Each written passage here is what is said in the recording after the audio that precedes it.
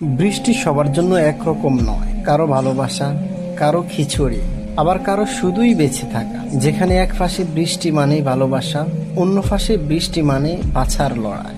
বৃষ্টি নামলেই অনেকের মনে ভেসে ওঠে একরাশ রোমান্টিকতা।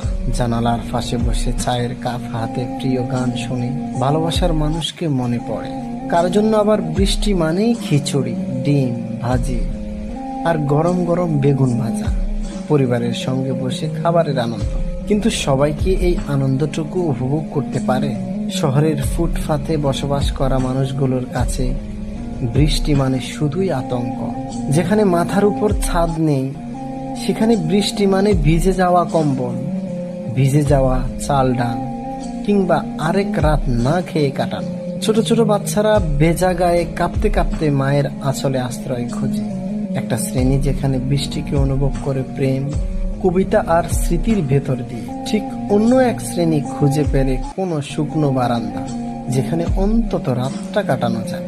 আমরা কি কখনো থেমে ভেবেছি এই বৃষ্টির দিনে আমাদের হাতের গরম চায়ের কাপটা যাদের নেই, তাদের অনুভবটা কেমন? বৃষ্টি সবার উপরেই সমানভাবেই নামে, কিন্তু সবাই সেটা সমানভাবে অনুভব করে না। এক একজনের দৃষ্টিভঙ্গি এক এক রকম। কেউ রোমান্টিক হয়, কেউ খিচুড়ির কথা ভাবে, আবার কেউ শুধু ভাবে আজ রাতে কোথায় ঘুমাবো। এই বৈষম্যটাই আমাদের চোখে আঙ্গুল দিয়ে দেখিয়ে দেয় বাস্তবতা কতটা ভিন্ন হতে পারে এক একজনের জন্য। বৃষ্টি নিয়ে ভাবার আগে একটু ভাবি, কেউ হয়তো ভিজে গিয়েছে, not by choice but by condition.